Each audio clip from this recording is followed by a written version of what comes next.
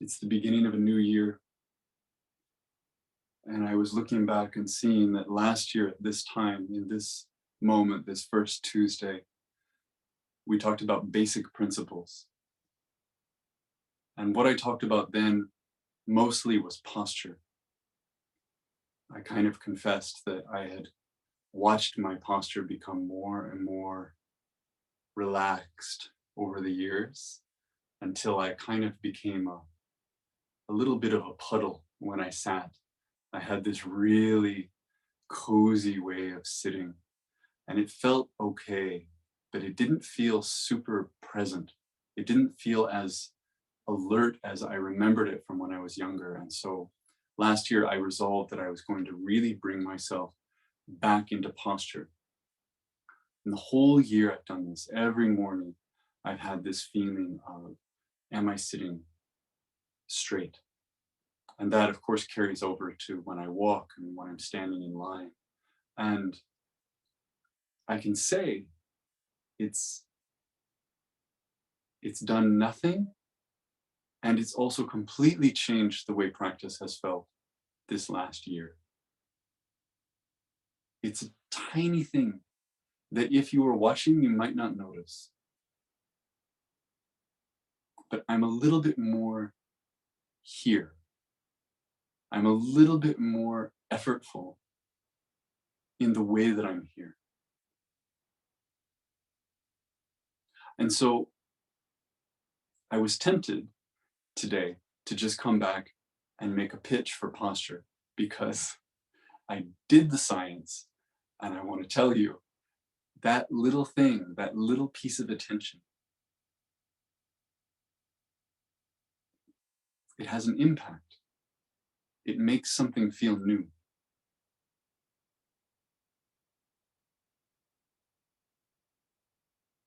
But there's a bigger question of why? Why bother? Why do something like that? What is it doing? And so I thought today I would talk a little bit about that.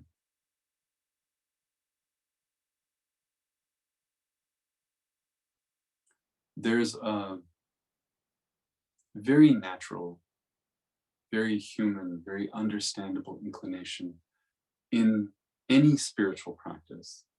But Zen is by no means an exception. Buddhism is no exception. Of wanting to fill out our resume. So we want to sit certain kinds of retreats, or we want to sit a certain amount, or we want to meet certain kinds of teachers, or do certain kinds of ceremonies. We want to experience this training or that training, or we want to read this book or that book, or take that course. We want to make this, or try this.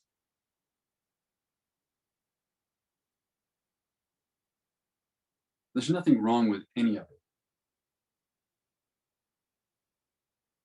This practice offers a lot to choose from. There are a lot of things that we can try. There are a lot of little goals we can set in service of exploring it more deeply or exploring it further. But if we're not careful, we can confuse goals for practice. I heard a great analogy. This is by Stephen Hayes, who's a psychologist. He was distinguishing between goals and values. And the way he put it was, living by goal is to say, I'm going to go west because I want to go to Vancouver, which is fine. Vancouver is great. Living by values is saying, I want to go west because I'm going to keep going west forever. West is just the way I go.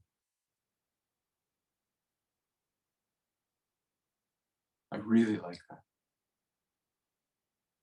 This is how we talk about vow.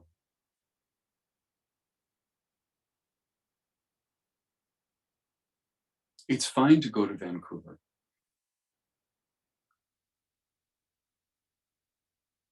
The danger is in confusing that with a value.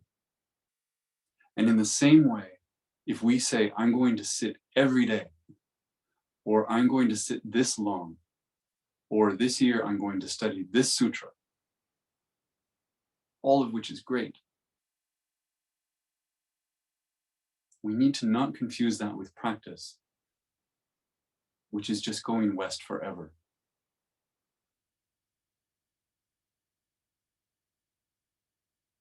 So what is practice if it's not those things? Those lofty things, the things that sound good, that look good.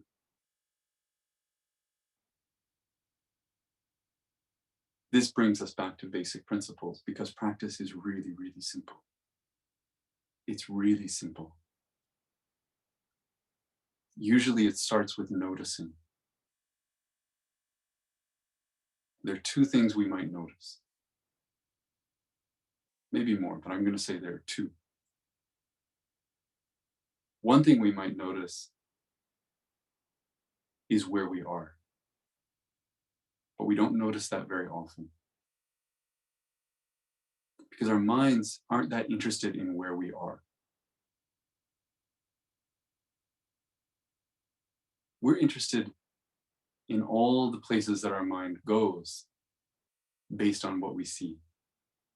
Something reminds us of something. Something smells like something we remember.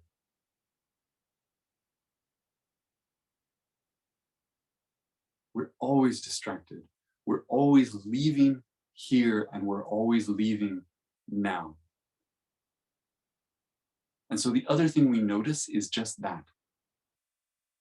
We notice that inclination to leave. Zazen, of course, is great for this. If Zazen has an educational component, it's this. Because we sit here with nothing to do, no task at all, except to be here. And then we realize that's hard. And we watch the myriad directions in which our mind travels. Sometimes myriad, sometimes just one, over and over and over again, but it's not here. So we notice that. We make a habit of noticing that and we come back. And when we come back, we don't do it with our mind because that's just another story. That's just your mind fighting your mind. We come back with the body. When we're sitting in Zazen and we notice that we're not here, we notice we left, maybe we just touch our thumbs together a little bit more, just for a second, to say, I'm here. Or we sit up a little bit straighter.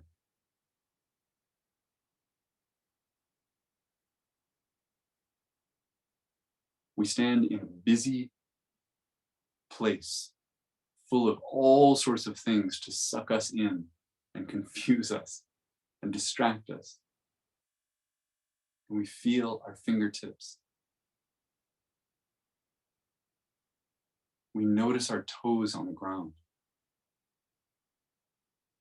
It's very small.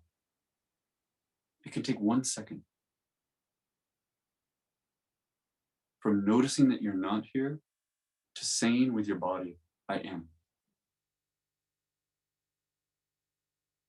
And then you're going to go off again. I promise. And so you come back. This is practice. It's being here and it's being now. And it's going west in the sense that you never stop doing this. You never get past it. You never graduate. But it's not just that it's a foundation. It's not just that it's something fundamental. It's profound.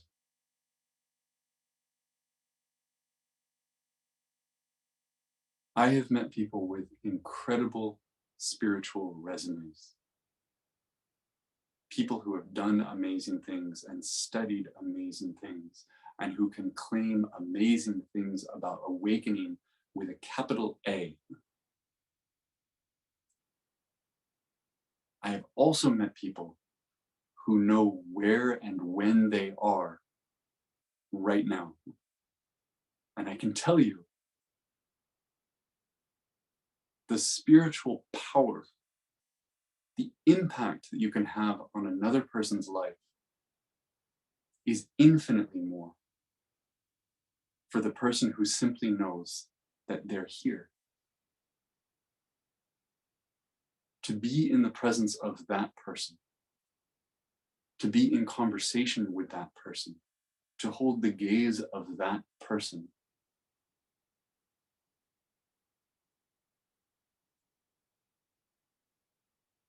is to see what it's like to be awake. Not to a capital H here or a capital N now, but to this one, this ordinary one that is always here and that we always forget. So we come back and we come back and we come back. We come back when we sit, we come back when we stand. We come back when we speak and when we listen. When we take a walk.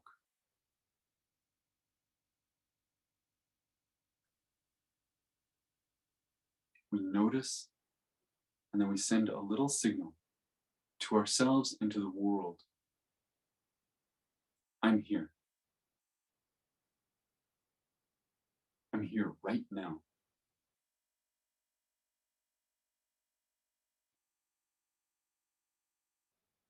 And we do this for the rest of our lives. And along the way, that might take us to studying that sutra or sitting with that teacher. It might take us to all these measurable little guideposts of the practice, but the practice itself is not measurable.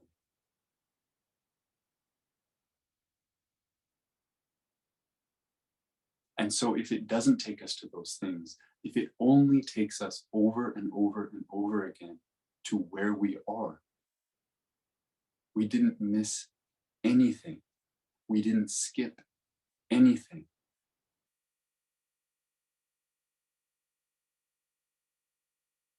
And so as we enter 2023, as we enter this new feeling of beginning, because I feel it, maybe you feel it, let's bring a little bit of energy to that simple thing of noticing that some part of us doesn't really want to be here.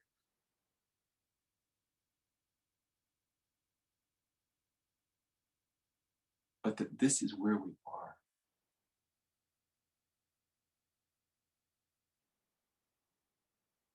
At the end of the day, what we do in this practice is we offer.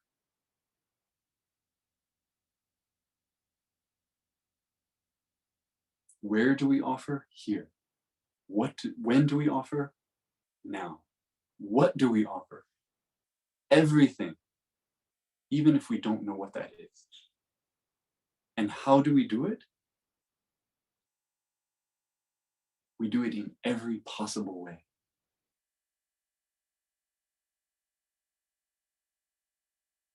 With a gesture, with a word, with a breath, with a look, with a taste.